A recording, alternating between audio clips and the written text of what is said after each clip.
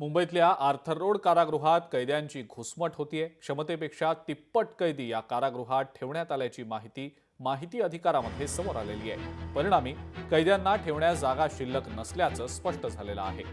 राज्य मानवाधिकार आयोगानं याची गंभीरपणे दखल घेत महाराष्ट्र राज्य मुख्य सचिवांना या संदर्भात आता एक नोटीस पाठवलेली आहे। 999 क्षमता असलेल्या कारागृहात सद्यस्थितीत 3361 कैदी ठेवण्यात आल्याची माहिती समोर आलेली आहे। तर मानखूर इथे एक नवीन कारागृह बांधण्यात येत आहे। यात 8 नवीन कोठड्या जोडण्यात आलेल्या आहेत। मुंबईच्या या कारागृहाबाहेरनं आढावा घेतलाय आमच्या प्रतिनिधी मीनाक्षी म्हात्रे। गुन्हेगारीची संख्या वाढत चाललेली आहे आणि याचा परिणाम म्हणजे मुंबईच्या मध्यमवर्ती कारागृहामध्ये कैद्यांना ठेवण्यासाठीची जी जागा आहे ती शिल्लक नसल्याचं समोर येत असल्याचं पाहायला मिळतंय। सध्या या कारागृहाची एकूण क्षमता पाहिली तर 999 कैदी ठेवण्याची आहे, पण मात्र सध्या कारागृहामध्ये 3000हून अधिक कैदी जे आहेत ते ठेवण्यात आल्याची धक्कादायक बाब जी आहे आता समोर येत आहे। पुरेशी जागा आणि सोयी सुविधा अभावी कारागृहामध्ये शिक्षा भोगण्याची घुसमट जी आहे ती होत असल्याचं पाहायला मिळत आहे। खरं तर अनेक आरोप जे आहेत ती सामाजिक कार्यकर्ते संतोष घोलप यांनी केलेले आहेत आणि समस्येची राज्य मानवाधिकार आयोगाने गंभीर दखल घेतलेली असून मात्र महाराष्ट्र राज्याच्या मुख्य सचिवांना याबाबत नोटीस देखील बजावण्यात आलेली आहे। कारागृहात कैद्यांची गर्दी आणि कारागृह व्यवस्थापनाच्या दृष्टीने ही गंभीर समस्या बनलेली आहे।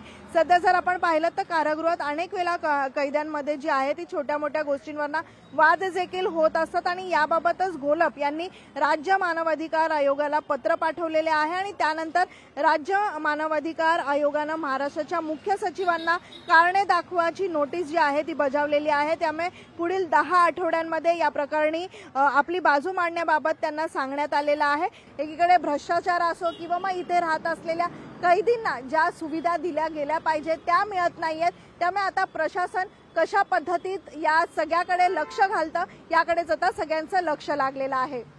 व्हिडिओ जर्नलिस्ट निकेश मोरेसह मीनाक्षी म्हात्रे, लोकशाही मराठी, मुंबई।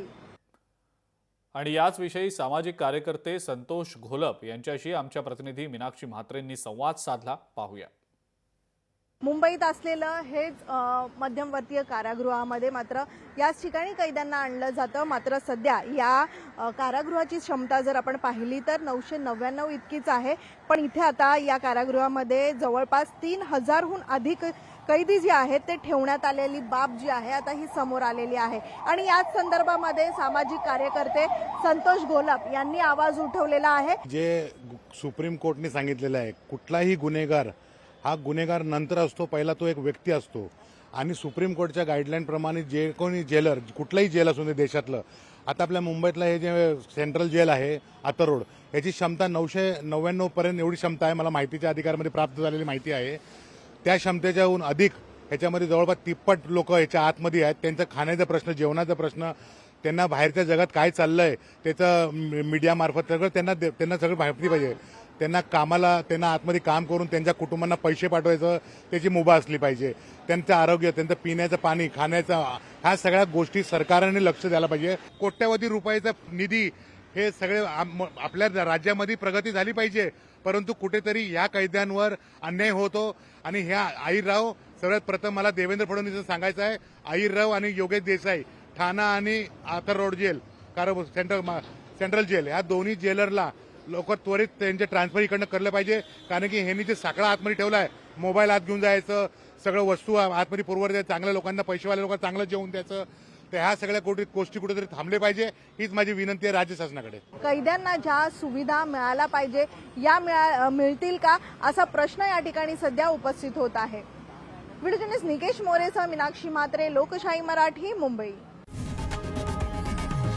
लोकशाही मराठी, ऐका, पहा, जागरूक रहा।